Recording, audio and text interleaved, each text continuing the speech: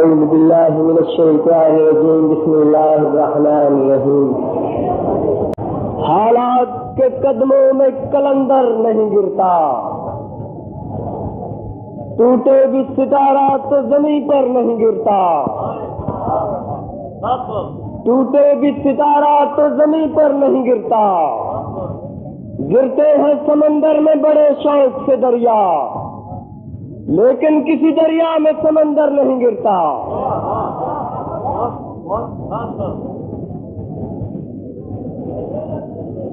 معزز علماء کرام، اہل سنت کے غیرت مند بزرگوں، شبائے صحابہ پاکستان کے جالے جانباز شاہینوں، آپ کے شہر میں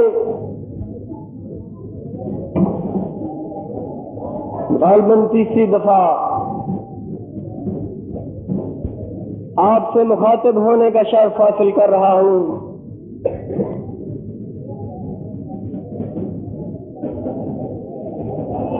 چند ایک موضوعات آپ کی خدمت اقدس میں پیش کروں گا۔ امید کرتا ہوں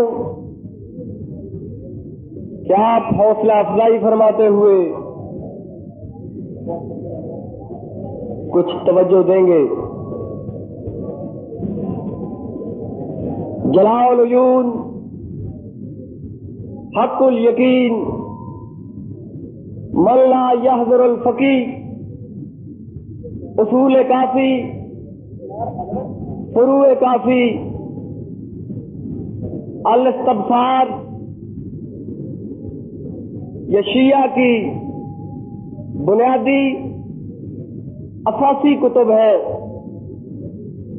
ان تمام کی تمام کتب میں لکھا ہے کہ پہلے 3 خلفائے راشدین کے دور میں برائی عام تھی، ظلم، بربریت، تشدد عام تھا۔ نماز بدل دی گئی، روزہ بدل دیا گیا، ارکان حج تبدیل کر دیے گئے، زکوٰۃ بدل دی گئی، کلمہ اذان بدل دیا گیا، حتیٰ کہ ان کتابوں میں لکھا ہے کہ قرآن بدل دیا گیا۔ اصل قرآن 17,000 آیات کا تھا، جبکہ موجودہ قرآن 6,666 آیات کا ہے۔ یہ سب کچھ کیا گیا، ظلم، تشدد، بربریت عام تھا۔ یہ میں نہیں کہہ رہا، یہ شیعہ کی وہ بنیادی اور اساسی کتابیں کہہ رہی ہیں جن کا ذکر میں نے شروع میں کیا ہے۔ یہ سب کچھ ہوتا رہا، علی زندہ تھے، علی نے خاموشی کے ساتھ یہ سب کچھ ہوتے دیکھا۔ پھر اس سے کچھ اور آ گیا، یہ علی کے گھرانے پر حملہ ہوا۔ سیدہ فاطمہ الزہرا ان بنیادی اور شیعہ کی اساسی کتابوں کے مطابق باغ فدق مانگنے کے لیے دربار میں آئیں، انہیں دھکے دیے گئے، وہ گر گئیں، ان پر ایک جلتا ہوا دروازہ گرا دیا گیا جن سے ان کا عمل ساقط ہو گیا۔ محسن نامی ایک بچہ جس کا نام قبل از پیدائش محسن رکھ دیا گیا تھا، ساقط ہو گیا۔ یہ سب کچھ ہو رہا ہے، دین بدلا جا رہا ہے، قرآن بدلا جا رہا ہے، ارکان زکوٰۃ بدلے جا رہے ہیں، ارکان حج بدلے جا رہے ہیں۔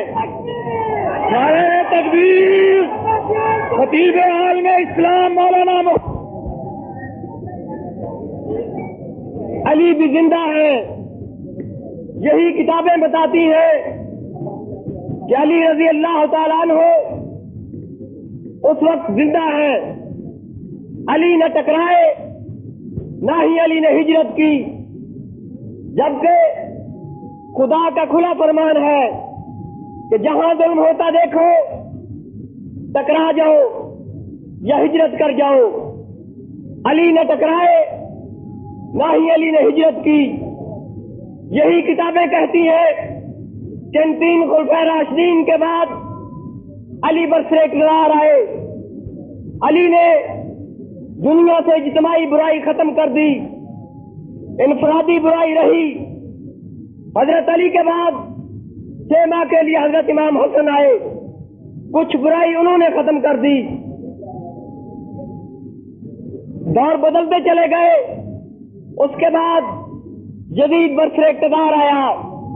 جدید کے دور میں نہ ہی قرآن بدلا گیا ان کتابوں کے مطابق، جدید کے دور میں نہ ہی نماز بدلی گئی، جدید کے دور میں نہ ہی اذان بدلی گئی. پھر کیا وجہ ہے کہ علی نے اتنا سب کچھ ہوتے دیکھا، نماز بدلتی دیکھی، قرآن میں تحریف ہوتی دیکھی، قرآن کو تبدیل کیا جاتا رہا، علی گھر بیٹھے رہے. پھر کیا وجہ ہے کہ حسین ابن علی نے محض انفرادی برائی کے خلاف 72 ساتھیوں کے ساتھ کربلا مولا میں ٹکرا کر یہ ثابت کر دیا کہ برائی خواہ اجتماعی ہو یا انفرادی ہو، اس برائی کو برداشت نہیں کیا جا سکتا. ان کتابوں کے مطابق علی نے وہ سب کچھ ہوتے دیکھا، لیکن حسین ابن علی نے صرف جدید کی انفرادی برائی کے خلاف اپنے 72 ساتھیوں کے ساتھ قربانی دے دی. ٹکرا گئے. شیعہ کی کوئی بھی کتاب یہ نہیں بتا سکتی کہ حضرت علی نے حضرت ابو بکر صدیق، حضرت عمر یا حضرت عثمان کے خلاف کسی قسم کا بھی اعلان جہاد کیا ہو، تلوار اٹھائی ہو یا ہجرت کی ہو. حقیقت یہ ہے کہ یہ تمام کی تمام کتابیں کفر اور غلاظت کا ڈھیر ہے.